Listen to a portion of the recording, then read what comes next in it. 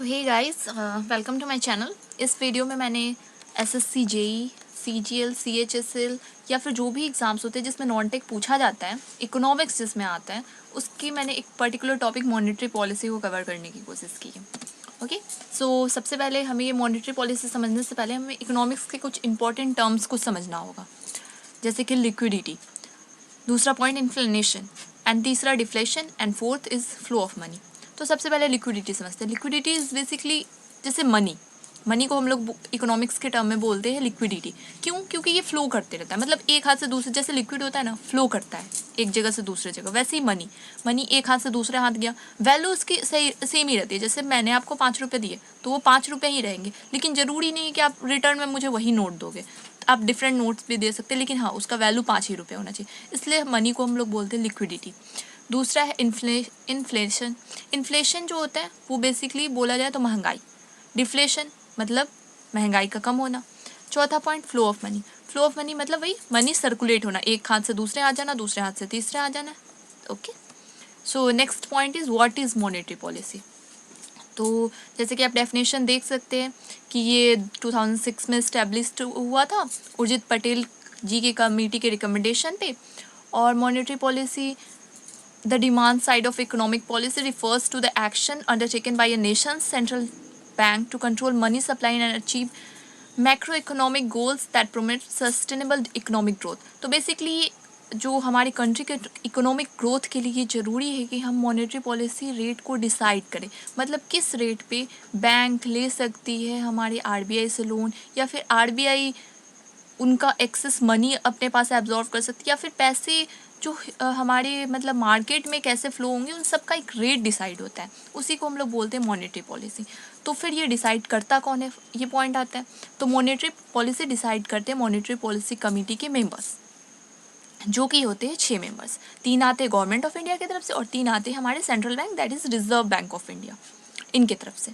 तो अभी हमारे मेंबर्स कौन कौन है, तो अभी एट प्रेजेंट 6 मेंबर्स है। जो 3 जो है वो आरबीआई के तरफ से, वो है शक्तिकांत दास जो कि आरबीआई के गवर्नर है। ये जो हमारी कमेटी है उसके सबसे हेड भी है मॉनेटरी पॉलिसी के।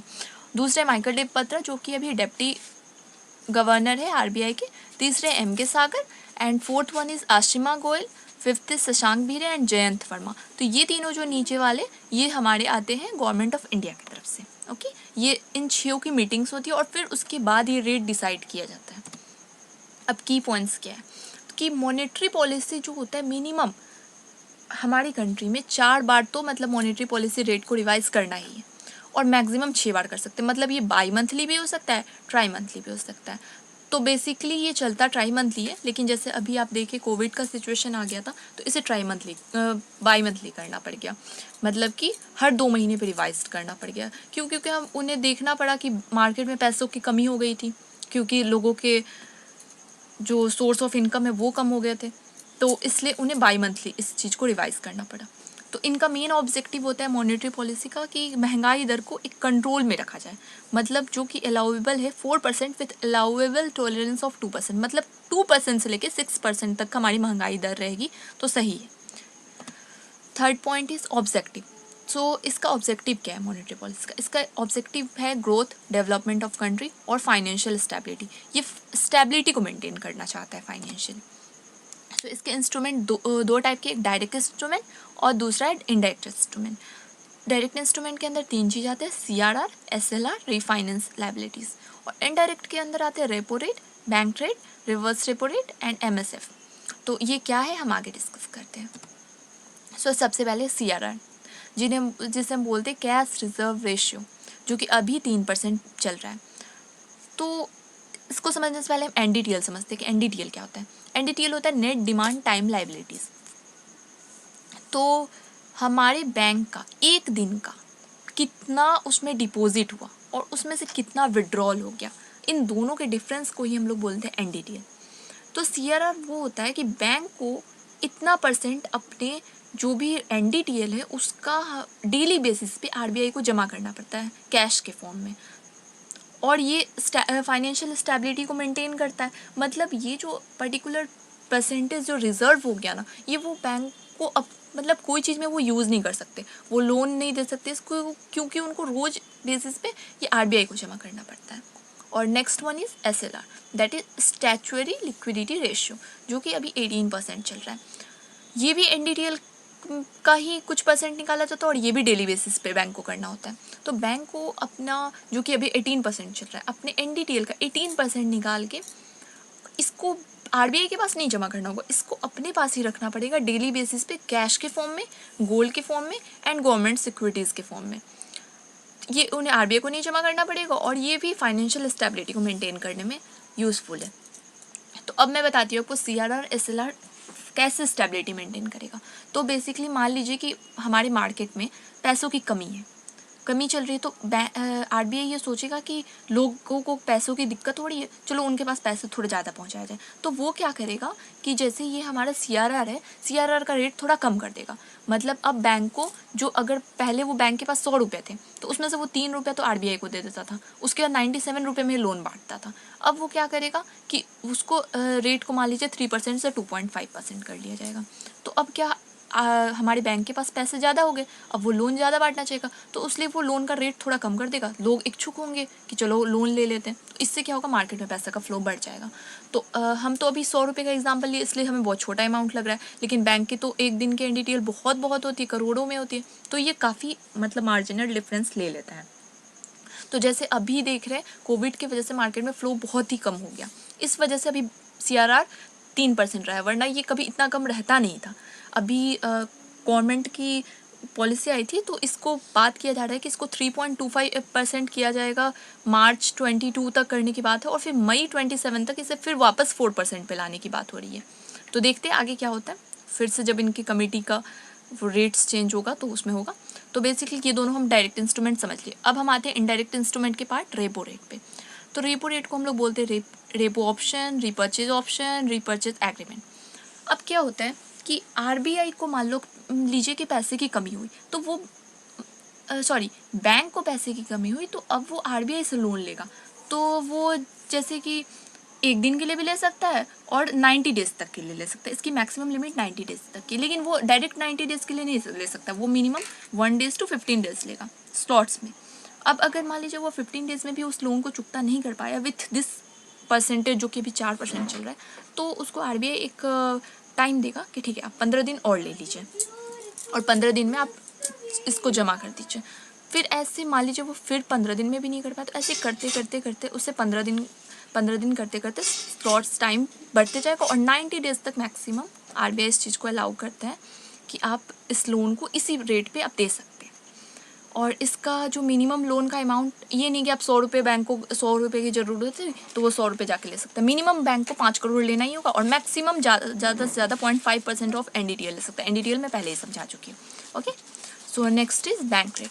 अब बैंक रेट कोई पर्टिकुलर रेट नहीं होता, इस पे जाके बैंक नहीं डायरेक्ट ले सकती है लोन, ये एक्चुअली पेनल्टी रेट होता है। अब मान लीजिए जैसे SBI ने, मैंने पहले डिस्कस किया था कि रेपो रेट पे ले लिया, जैसे कि मान लीजिए 6 करोड़ रुपए ले लिया, उसने ऐसे ही 15 दिन करके 90 डेज तक भी वो चुका नहीं पाया, तो उस पर 90 डेज तक तो 4% इंटरेस्ट चल रहा है। अब जैसे ही 90% से एक्स्ट्रा हुआ ना, तो उस पर वही रेट बढ़ जाता है, जो कि अभी 4.25% है बैंक रेट, और इस पर पेनल्टी रेट लगते रहता है और ये मैक्सिमम 1 ईयर तक लगता है। मतलब अब थोड़ा बैंक को मोहलत मिलती है कि आप ज़्यादा टाइम तक भी इसको चुकता कर सकते हैं, लेकिन वही है कि रेट ज़्यादा हो गया। Okay, so next point is MSF, इसे हम लोग बोलते हैं मार्जिनल स्टैंडिंग फैसिलिटी। तो ये बेसिकली रेट होता है, इस पे बैंक लेती है एक दिन के लिए लोन, अगर उन्हें पैसों की ज़रूरत पड़ गई हेवी अमाउंट की, और जैसे मान लीजिए उनके पास पैसे नहीं हैं और एकदम से कोई हेवी बिजनेसमैन, बड़ा बिजनेसमैन आ गया, उसके पास पैसे की डिमांड करने, तो अब बैंक को तो देना होगा क्योंकि उनसे उनको मुनाफा है, तो वो RBI से डिमांड करेगी कि मुझे एक दिन के लिए लोन चाहिए इतने अमाउंट का, तो RBI उन्हें दे देगी इस रेट पे, जो कि अभी 4.25% चल रहा है। तो बेसिकली MSF और बैंक रेट जो है ज़्यादातर एक ही रेट चलते रहता है, लेकिन ऐसा कोई फिक्स नहीं है। अब ये MSF इंट्रोड्यूस किया गया था 2011 में, एंड इस रिकमेंडेशन हुआ था जी मलयालिंगम कमेटी के रिकमेंडेशन पे। अब इसमें क्या होता है, मिनिमम लोन आप 1 करोड़ तक ले सकते हैं और मैक्सिमम 1% ऑफ NDTL ले सकते हैं। और ये लोन लेने का भी एक पर्टिकुलर टाइम फिक्स होता है, ये नहीं कि आप सुबह में ले सकते हैं शाम को ले सकते हैं, 3:30 PM से लेकर आप 4:30 PM तक ही बैंक लोन ले सकती है इस पर। ओके, अब हम देखते हैं रिवर्स रेपो रेट। तो अगर मान लीजिए अब बैंक के पास हो गया कि ठीक है वो सबको लोन वोन दे दी, फिर भी उसके पास पैसे बच गए, तो अब वो अगर बैंक अपने पास रखी रहेगी तो उसको तो नुकसान है, वो पैसा उतना ही रहेगा। तो वो क्या करती है कि उसके पास जितने भी एक्सेस मनी बैंक के पास बचा वो आरबीआई को दे देती है कि आप ले लीजिए और हमें इसके बदले इंटरेस्ट दे दीजिए। तो जो कि अभी 3.35% चल रहा है अभी प्रेजेंटली। तो ये होता है रिवर्स रेपो रेट कि बैंक अपने पैसे एक्सेस मनी को आरबीआई के पास सबमिट करती है इस ऑर्डर में कि उन्हें मतलब इंटरेस्ट कमाया जा सके, इसलिए। अब एक क्वेश्चन आपके दिमाग में ज़रूर आ रहा होगा कि जब रेपो रेट में भी हम एक दिन का लोन ले सकते हैं और मैंने बताया कि एमएसएफ में भी एक दिन का लोन ले सकते हैं, तो फिर जब एमएसएफ 4.25% चल रहा है और रेपो रेट अभी 4% चल रहा है, तो भाई बैंक तो हमेशा रेपो रेट पे ही ले लेगी लोन, एमएसएफ की फिर ज़रूरत ही क्या है। तो ठीक है, इसको मैं समझाने की आपको कोशिश करती हूँ। अब देखिए, इस पे जो सबसे इम्पोर्टेंट पॉइंट वो है कि रेपो रेट की लिमिट आप मिनिमम 5 करोड़ से ले सकते हैं और मैक्सिमम आप 0.5% ऑफ एनडीटीएल, मतलब आप रेंज देख रहे हैं 5 करोड़ से 0.5% ऑफ एनडीटीएल हुआ। और दूसरा आप ये देखिए एमएसएफ के रेंज, ये हो गया मिनिमम 1 करोड़ से लेके 1% ऑफ एनडीटीएल, मतलब रेंज बढ़ गया। अब अगर मान लीजिए बैंक को 2 करोड़ की ज़रूरत है, तो वो तो बैंक जो अगर 2 करोड़ की ज़रूरत है तो वो कभी भी रेपो रेट पे तो ले नहीं सकती है, उसे लेना पड़ेगा एमएसएफ पे क्योंकि वो इसी रेंज में आ रहा है, या फिर अगर 0.5% से ऊपर एनडीटीएल से ज़्यादा का अमाउंट का जो होता है तो फिर उसे एमएसएफ पे लेना होगा। इसीलिए दोनों रेट को मतलब अलग अलग रखा गया। तो बेसिकली आप डिफरेंस समझ गए होंगे क्या होगा। और जहाँ तक मैंने सबको समझा दिया, तो अब अगर आप चाहते हैं कि इस चीज़ को मैं और थोड़ा डिटेल में समझाऊँ आपको इकोनॉमिक्स में जाके कि ये सब कैसे काम करता है, चलो मैं इससे पहले आपको एक पॉइंट और समझा देती हूँ कि रेपो रेट का सिग्निफिकेंस ज़्यादा क्या होता है। अब देखिए, अगर वही मैंने बताया जैसे सीआरआर कम करके आरबीआई मार्केट में मनी ज़्यादा फ्लो ज़्यादा करती है, तो इस रेपो रेट से भी सेम ही काम होता है। रेपो रेट जो कि अभी 4% चल रहा है, तो अगर मान लीजिए रेपो रेट को बढ़ा देगी तो बैंक अब लोन ही कम ले पाएगी आरबीआई से, तो वो लोगों को देगी भी ज़्यादा रेट पे। मतलब जैसे रेपो रेट बढ़ा ना, वैसे उधर लोन का रेट जो कस्टमर्स के लिए वो भी बढ़ गया। तो अगर मार्केट में देखिए कि आरबीआई के पैसों का फ्लो बहुत ज़्यादा है, लोग बहुत अमीर होते जा रहे हैं, तो वो क्या करेगी रेपो रेट को मतलब बढ़ा देगी। तो बैंक को थोड़ा नुकसान होगा, बैंक को नुकसान होगा तो वो नुकसान तो झेलेगी नहीं, वो लोन का मतलब रेट बढ़ा देगी, तो लोगों को लेने में नुकसान होगा पैसों, बस ऐसी मतलब फ्लो को रोक देगी। अब दूसरा मैं बताती हूँ एक पॉइंट कि इन्फ्लेशन क्यों ये सब ज़रूरी है। ये बहुत ही ज़्यादा ज़रूरी है क्योंकि अगर मार्केट में अगर मनी का फ्लो बहुत ज़्यादा हो गया ना, तो आप एक बार कभी गूगल करके जिम्बाब्वे का सिचुएशन देखना। एक बार जिम्बाब्वे में ऐसा ही सिचुएशन हो गया था कि मार्केट में बहुत ज़्यादा रेट मनी फ्लो हो गया था, तो पैसों की मतलब वैल्यू ही नहीं रही, सब अमीर हो गए। तो वहाँ एक कोल्ड ड्रिंक का दाम 1.5 लाख रुपए हो गया था। तो बस इसीलिए सब मेंटेन रखना फाइनेंशियल स्टेबिलिटी के लिए मॉनेटरी पॉलिसी बहुत ही ज़रूरी है। और अगर आपको इसके बारे में और डिटेल में जानना है, आप चाहते कि मैं और डिटेल में इसके बारे में बताऊं, तो आप मुझे कमेंट सेक्शन में ज़रूर बताना, मैं इस पर एक और वीडियो बनाऊंगी। Thank you, have a nice day.